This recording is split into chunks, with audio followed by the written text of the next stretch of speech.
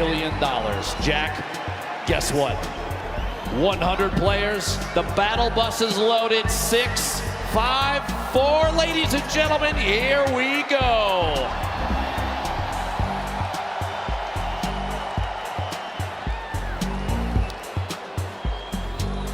Game 1 of 6 officially underway, and on your screen, all 100 players. Arguably the biggest day of their entire lives. The average age of competitors, just 16 years old. If you're a younger fan here in the audience, you dream of one day being here. If you're the same age, you look to your peers as people to look up to and aspire to be as good as one day. If you're a parent, I'm sure you can imagine what's going through these kids' minds. Here we go, folks. Tfue on your screen. Block has been his place forever, Dr. Lupo, and he is not shying away here in game number 1. I had a chance earlier during warm-ups to just talk to Tfue about this landing zone. The opinion was basically, I don't care who else lands here, I'm going to take it. I'm going to clear out every other opponent there and roll on through. He's got a chance to go up the hill potentially for ballers if those remain uncontested. He has a free legendary chest right here in the middle. And look at the inventory already. Blue pump shotgun, gold tactical AR, gold standard AR, a mini bandages. He's got brick for days here. The resources are incredible. Yep. A loadout already. He just needs some mobility. Maybe drop one of the ARs depending on ammunition at a certain point. Gotta find some shadow bombs. Even the redeploy might be worth it. We'll see if he swaps out. He actually puts down that tac AR and grabs a purple grenade launcher. And the zone right there as well. Oh my god. Only one other player landed here. That's Clipnode. So it's going to be Tfue versus Clipnode for control of the block, unless Clipnode decides to say, rotate away. I've got a lot of respect for that gameplay. He knows block as well. Clipnode always landing here too. Will go ahead and fall away. And folks, I think as a sign of respect for Tfue as a player, they have forfeited the rest of block to this man, as he's already at 190 total HP and a fantastic inventory. Rotating here towards Fatal Fields. Class on your screen. Bucky there as well. Class currently with a little bit of a mixed inventory, but this is what we talked about yesterday.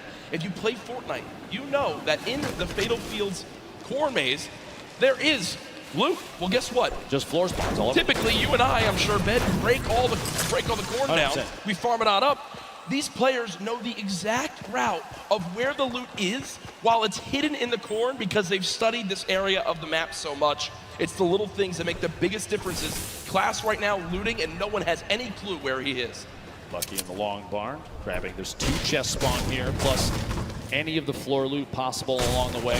Little side stalls, so quite a bit of wood to farm up. He's got a couple little forests. He's got the fork knife quarry there, plus the ship up top. He can take that slip all the way to the top. He's got an opportunity to travel basically uncontested early game, unless somebody maybe gets a couple shots from a distance. Meanwhile, over here at Mega Mall, Pika and Keenstar hanging out inside the shops. Quite a few chests, a lot of verticality inside. Tends to lead to audio-based fights. Try and figure out whether your opponent is above or below, and how much these players play. If they're keen on those audio cues, they'll know almost immediately. Rotating now down to Lucky Landing. Boog on the screen. Stacey there as well. First stink bomb coming on through. Doesn't actually wind up connecting with too much. 16 builds in total. Now remember, we do play with siphon settings on. So if you get an elimination, you earn 50 HP. So if you're at 74 total health, you'll gain 26 HP to go to max and 24 shield. Also, when you get the elimination, even if the opponent has 0 materials, they'll still drop 50 of each material type. So there's a lot of, especially early game reward, Dr. Lupo, in securing some of these eliminations. Now, Snazy right now with the top down on his opponent, it looked like he's trying to use the stinks and that proximity grenade launcher just to try and find even one hit. Which at this point, with such low ammunition, he's out of stinks now. He still has the 3 proximity grenade launcher shots. He's kind of burning through resources. I was going to say, he sees those grenades. I was thinking exactly that, yep. Well, just trying to find a bead at this point. He knows, based on the audio, Bugga is rotating back and forth in this little brick tunnel underneath. No tags quite yet, minus a little bit of HP with the stink earlier. Snazy still has the high ground here. Not a ton of materials, 18 builds. At some point, he's going to have to opt to either push this or rotate away, and now might be the time to rotate away, unless Bugga's going to push from behind. We'll see here. Big up. Oh, wait, actually, not even an upgrade. Never mind, he already has a gold combat number 4 slot there. Sneezy Bugga separating from each other a little bit, not necessarily pressuring. Early game pressure at game 1 of 6 for the World Cup solos would be could be pretty advantageous to get that siphon. He's looking for a shot, the heavy snipe. Work goes, and not quite enough. Bugga misses just behind as Sneezy sneaks away on the higher floors of that north side building and lucky. Yeah, Bugga winds up seeing that middle cherry blossom tree get knocked down, and a lot of times in competitive games, players will just hit the trees down to 50 total HP left, but they won't fully remove them from the map because the animation of the tree breaking gives away your position. So if you want to make sure you stay a little bit more hidden in your games at home, only break trees down to 50 total health left and leave them. You'll get a ton of materials, but you'll also still remain as hidden as possible. Benji Fishy, a player with very high expectations for not only himself, but from the community here this weekend. Did play yesterday, I believe placed 14th with his duo, Mr. Savage. The first stink bomb comes on through, and with that damage, it looks like Benji Fishy wants a fight, but unfortunately does take 50 immediately from the back, and will go ahead and just give up his position for the moment. A little bit of frustration on his face, and I can't blame him. Shots is attempting to push a little bit on Nate right there. Pleasant Park still inside the safe zone, so moving away from this doesn't have to happen just yet. We'll see. Nate takes an opportunity, rotates all the way across to that treehouse building in the southwest corner. Meanwhile, southwest of the entire map, Crew not alone down here. A little bit of a build fight back and forth, and they are not inside the zone. 91 players remain right now. Only 9 have gone down. It's early in the game. It's going to stay very, very high in the player count. Crew maybe waiting to see if that edit comes through. Doesn't quite. Storm waiting inside. We see this all the time. Just holding the edit inside the pyramid. Yep. He doesn't want to step out, potentially get shot. Rotate back down underneath and maybe check his other sides. Meanwhile, King led Wiki in a 1v1. King on the defensive. At this point, he might have the high ground. Oh my gosh. Sneaks the shotgun shot in right before the ramp can go down. Oh, no. Okay. Oh, okay. No. And you see King, a little bit of a smirk right there yesterday when we had a little bit of a, maybe I guess you could say trash talk in the game. It was Skeptic who winds up going down to Mongrel Mitro. This time I think King will live to see another fight, but ooh, I like some of this little spiciness to kick off game number 1.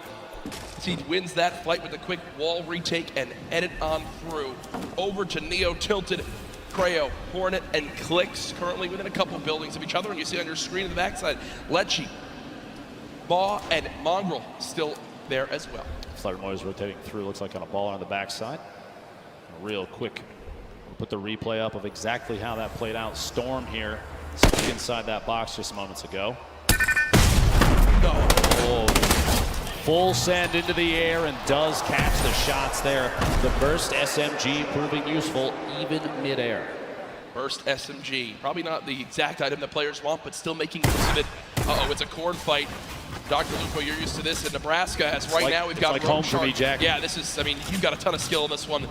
As we see Rogue Shark currently dropping down the bandage for the moment. Already the ramp goes through, and Rogue Shark just wasn't ready for it. So if you didn't catch what happened right there, Dr. Lupo, quick little breakdown. The campfire was placed, he lost control of his wall, but because he had no pyramid inside his box, the opponent placed a ramp and then edited past the ramp for extra cover. It's one of the fastest but most effective ways to take out an opponent when they're inside their 1x1. Left Eye did just get an elimination. Does use that shockwave to get away from Erouse, but solid start as well, and I believe I did just see a fan favorite in Vivid in the elimination feed picking up his first elim. Storm starting to move. We have 56 seconds. My apologies before the next circle closes, and it is a big crunch to the center of the map. You might not be able to see in the bottom right there, but folks, it is just northeast centered from Neo Tilted. Everyone is going to get pushed together into the city. Let's see here. Dubs, very confident play, trying to push from the outside of Flint, knock from his opponent to rotate away, and Dubs does not want to let them go. 46 back-to-back hits, and he can't find a bead on Evil Mare. Goes down out here at the old Greasy Grove Ice Lake. And you see Evil Mare with still just in total about 80 HP. Got the 50 back for the elimination, so when you calculate it, really only had about 30 health left. So Dubs so close, but not able to connect with that final combat shotgun shot. And Dr. Lupo, look at this inventory for Riverson for Team Liquid. 6 shockwave grenades, 2 minis, 3 chug splashes, a launch pad. Weapon's a little bit awkward, if I'm going to be honest. Just a scoped assault rifle and a epic tactical shotgun. But Storm Surge is coming to play in Dr. Loop, but we haven't really touched on that yet today. Inform the viewers at home as to exactly what this is. So Storm Surge is a mechanic to prevent players from potentially sitting and not engaging in fights. If there are a certain number of players at this point, when there's over 70, when the circle closes, people are going to start to take 25 damage every tick. That's every 5 seconds, unless they are over the threshold for the amount of damage done in the lobby. It's a way to encourage players to get engaged in fights without having to force anybody. You can't really just sit still the entire time. You've got to get engaged, get involved with what's going on. And it ends when we go below that threshold. As we bring up this first threshold, you have to drop below 70 players. So Storm Surge will remain in play right now until 69 players is reached. You see Booga with an elimination, Blaster with one as well. Players above the damage threshold sitting pretty right now, but players who are below it, they're frantically searching for some damage they can do to try to get themselves in a safe spot. Aqua on your screen, one of the World Cup duo champions from yesterday, just outside of Dusty Divot. Shots inside here, Colorful trying to rotate back away, doesn't want to quite get caught just yet. Those splashes, by the way, one of the best healing items in the game right now in scrimmages and competitive Fortnite. An instant throw 20, and it's HP or shield. It will transfer across both. May not be able to get this off quite yet. It's got to cancel. He did. Oh, he did indeed. Yep. Kurtz applying pressure from the side. Not a lot of ammunition right now in the inventory. Only 70 medium rounds for that heavy AR. Not the favorite for a spray weapon. Great at tap fire at a distance, though. Look at how dead center this zone is in the bottom right of your screen. Mr. Savage did just get an elimination down on him often.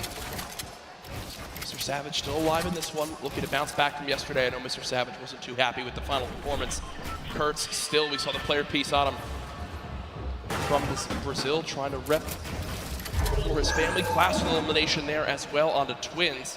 And Storm Surge is now active for the players still above. So people will begin taking damage, and that's a solid chunk with that common tactical shotgun. But another player begins to throw their name into the hat. Doc Lupo Kurtz, no more shield left. We'll back up for the moment. At this point with the circle where it is, we've got 60 seconds before things start to close, and I would say maybe a third of the field is still outside of the next safe zone. You're going to see a lot of players pushing to Loot Lake. You have to realize, if you're watching at home, if you're here at Arthur Ashe Stadium, competitive Fortnite is very much about late game strategy and positioning. 74 players right now remaining does not surprise us in the slightest, to be honest, especially with how much money is on the line. Harrians goes down. Start picking up that one, but not enough damage dealt. You see the Storm Surge. 2 more players need to get eliminated. I think he just got up now as players began to drop. So Wakey went down to the Storm, Skype with an elimination onto Astonish. So we are 1 player away from the end of Storm Surge, and there it is as we just hit the threshold. So now no more panic has to come through for these players for the moment. The next one will come into play in a couple more zones as Keenstar right now, the double qualified player from France, currently set on up against Envy's Bucky as they are within a couple boxes of each other.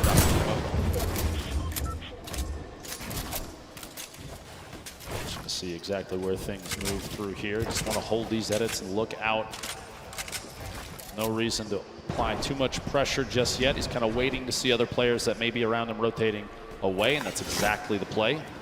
Bucky, by the way, a player that we've seen in competitive qualifiers. He actually spent some time talking to Hogman a lot to refine his gameplay and his drop. We've seen a big improvement since then. Big shout out to Hogman for helping Bucky out with that one. All the way here to the World Cup solo finals. Will he use one of the campfires in the inventory for 25 extra health? It depends on the play. If he's looking towards late game, he's going to try and hold on to those for a heal off potentially when that final zone starts to close. We'll have to see. A quick reminder, by the way, on the right side of your screen, a victory royale. The win is worth 10 placement points. Those are big. Top 5 is 7 points. Top 15 is 5. Top 25 is 3 points, and every single elimination for these players is an additional point. Here we go, the focus of the current map right now. A lot of players out here on the hill. Northeast side of Neo tilted, actually a pretty good spot. You have multiple slips nearby while those are still on. You have to remember those do turn off Sky picking shots. I believe that's on DRG, just to the south. No pressure applied there. He's trying to sneak any shot he can through. Actually, it's challenged. Surprises me. Doesn't go for the build there to protect and get a better spot. Wow, that's solid damage, though. Just go for it. Solid damage, and look what's also on the ground right there. The legendary infantry rifle. Still can swap to that when needed. Right now, choosing to go with the spray weapon. This is a player that's close. We have a replay coming on in soon of Mega from FaZe, who played yesterday in the duos competition with Dubs. Dubs already dropped his cable. See how Mega plays this one. Gets to the opponent's box. 2 clean shots. And there it comes through. And near max materials, Slurp Juice as well as Chug Splashes will be sitting pretty with the inventory right there. The next zone did just pop on up, moving to kind of the eastern side of the current zone. And what we're seeing right now from Skite is Skite recognizes he's got extra materials back. So he's going to run back, build out a little bit, grab the excess materials, and continue to tunnel with these mats. He's also juggling items over as well to still have the ability to use these whenever he would like to wish to in these next zones. Here's everyone on the map. A rocket being fired on the far side. Bizzle there still on your screen. Commandment, Epic Whale. Prisonero still boxed up in metal just outside the zone, and Stompy, who was one of the more dominant European players in the online qualifier, still in this one, but Zate was in the lead with Saf yesterday, 5 of the 6 games, but in the end, not able to close it out. As you see, just continuing to spray, is above the damage threshold. This next threshold of players, Dr. Lupo, 50. So we're about a minute away before it activates. Bizzle with elimination, though, down on the Stacey. At this point, too, you have a lot of players. Crunch is going to start to happen. Player count starting to dwindle. The loadout here in Zate's inventory, a single Shadow Bomb going to be used for rotation if he has to. Not quite yet, though. He's already in the next safe zone. That heavy sniper rifle we just saw moments ago, and he'll probably go for it again. He's going to knock out a wall and immediately swap to that legendary AR to try and take shots while the wall is gone, while the player may not be paying attention. This could be a big one right here. Immediate swap, a 69 shield pack, solid crit through the wall. They do box up, but it looks like at that moment he saw the box was being pressured from another player and decided to go for it. Keep in mind, here we go. Keep in mind, no healing for Zate, so you can see just how cautiously he's taking these fights. Oh yeah. Also today in solos, there's no longer the threat, Dr. Lupo, of the double heavy sniper. Sure, we've seen solo players try to use it to their advantage by themselves, but it just is not the same effect. Lolboom, bottom right of your screen, Zate, top left of your screen, both with 2 eliminations so far, and here comes Storm Surge for players pushing on in. Not a threat for Lolboom as he's 409 above, but Karhu did just go down to that Storm Surge, so an unfortunate game number 1 there, and ooh, some free shockwave grenades to pick up. Dr. Lupo will be extremely useful in these rotating zones, and oh man, Lolboom is eating this stink bomb. 50 damage, Dr. Lupo. Terrible, terrible spot to be in for Lolboom. Lolboom, a solo Irishman, qualified for the World Cup here. Gonna have to push on through and try and make his way to the next safe zone. Multiple ballers on the outside. He might be able to grab that one in the water right there if he sees it when he pops out. Have to wait and see. Vivid on your screen.